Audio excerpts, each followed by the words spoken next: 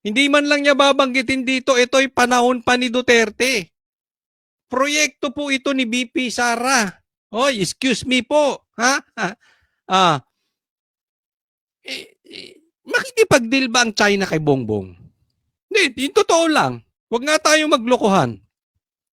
Etong mahiwagang bridge na ito, pwede natin to pangalan ng London Bridge. hindi po babagsak yan. Sa Davao po yan ginawa eh. Okay, so merong ano dito, merong balita. Di umano, muntik madisgrasya dito si Bongbong Marcos. Yan, pag-usapan natin. Bubuksan na sa publiko ang Bocana Bridge sa Davao City sa susunod na linggo. Ang tulay na ito ay parte ng Davao City Coast. Lintik, no? Ang ganda! Ay, sako. Alam mo, inaantay naming bridge? Yung Samal Bridge. Naku, maganda ron. Kami pinapasyal doon ng maraming salamat sa KOJC, sa SMNI. Dumadaan kami doon. Roro pa lang. Saglit lang yon, pero ginagawa ng bridge. Pero bago tayo pumunta ron at habang inaabangan natin yon, eto muna tayo sa bridge na to. Napakaganda. Ang tindi nito. Malupit. Talong-talo talaga ang mga dito sa Metro Manila. Sige, tuloy. Coastal Bypass Road Project sa ilalim ng China Road and Bridge Corporation o CRBC. Ito ay magagamit. We will open the bridge on the 15th. Sa 15 nila bubuksan. Hindi importante kung kailan nyo bubuksan. Ang tanong, kailan yan na-conceptualize? Sinong gumawa niyan? China. Merong bagong tandem. Si Bongbong at saka San China. December 15 gagawin na. Matatapos yung buong bypass by December 2027. So tuloy tapos na lahat ito all the way. Ayun, so yun ang ibig niya sabihin, gagawin na sa December 15 at matatapos sa 2027 all the way. So madaling salita, ang pinapalabas nito kanyang proyekto. So ito hindi proyekto ni Bongbong. Isipin mo, walang proyekto si Bongbong. Kasi ito'y credit grabber lang eh. Inaangkin niya nang dahil sa kanya.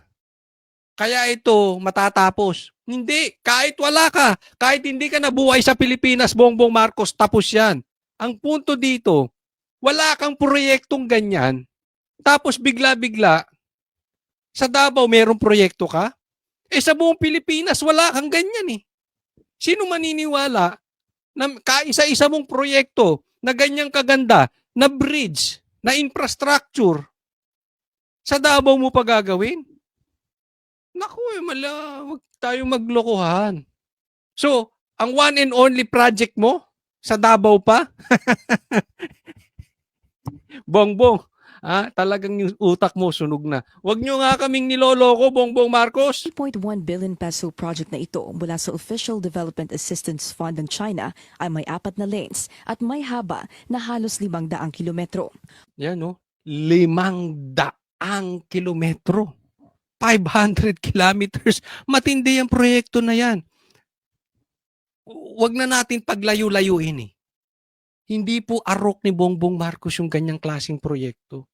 500 kilometers na proyekto. Yung Ilocos Norte nga hindi nila maayos. Aayusin pa nila yung Davao. Huwag na tayong maglokohan. Hindi kayang abutin ng utak yan ng adik. Mula 1.5 oras, 20 to 25 minutes na lang kapag tatawid sa eastern and western coastal areas ng Davao City. Ang sarap magmotor dyan, o kaya, yung hataw-hataw ka ng kotse dyan. Tinatayang nasa 14,000 vehicles din ang maaaring dumaan sa tulay araw-araw. Noong 2011, inanunsyo ng World Bank ang debarment ng China Communications Construction Company at 2011 pa. Kaya nga ang sinasabi nila, kaya ito ay proyekto ni Sara, wag nga tayong mag-ano-ano dyan. Di umano, yan ang sabi, 2011 pa. Okay? In short, hindi ito kay Bongbong Marcos. All the more, China pa. Si Bongbong pro-China? designated successor ng contractor ng tulay na ito na CRBC. Base sa World Bank, road projects din ang pinagmulan ng debarment case ng kumpanya. Noon namang 2009, inanunsyo rin ng World Bank ang debarment ng CRBC kasama ang 6 pang construction firms dahil sa bid rigging sa Philippine National Roads Improvement and Management Program. Hindi na nabigyan pa ng pondo ang CRBC mula sa World Bank na mga taong ito. Umingay din ang CRBC na maging parte ng $15 billion investment projects na pinirmahan ni dating Pangulong Rodrigo Duterte. Sino pumirma ng 15 billion kung magkano man yan? Si PRRD. Alam mo, meron kasi akong ganyang kaibigan. Alam ko makaka-relate kayo dito. Yung lahat na lang ng meron ako, aagawin. Oo, yung pati style gagawin. Nagkaroon na kayo ng kaibigan ganyan. Gagayahin lahat. 'Di ba? Nakakaasar. Tapos kunwari una niyang idea. Lahat kukuhanin. Sabi ko nga, kunin niyo lang lahat sa akin. Wag lang siya. Naging kanta. Joke lang po. Kasama ang China noong 2019. Kilalang baluarte ng mga Duterte ang Davao. Para sa agenda ay Yan. Itong ano dito, ito Bongbong Marcos, itong sabi nila, okay, pinayuhan to si Bongbong Marcos. Di ano, umalis ka agad dyan sa Davao City. Bakit? Stricto po sa adik dyan. Madidisgrasya ka dyan. Muntik na nga daw to madisgrasya dito. Kasi baka mamaya, nagpag-iingat tayo kasi sa lahat ng syudad sa Pilipinas, sensitive ang Davao sa adik. Delikado ka dyan. Baka mamaya merong naiwan sa bulsa, yung almusal mo. Baka naiwan mo, Bongbong Marcos, yung almusal mo, yung sabi ng kapatid mo na si Amy, iba yung almusal mo. Baka may naiwan dyan. Ayari ka.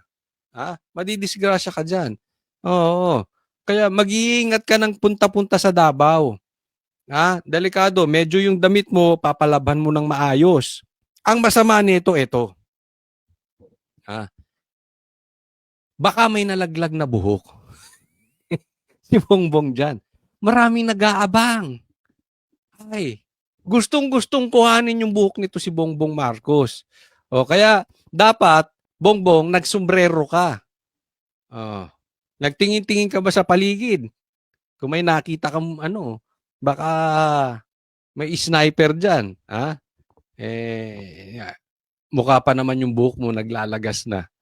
Delikado.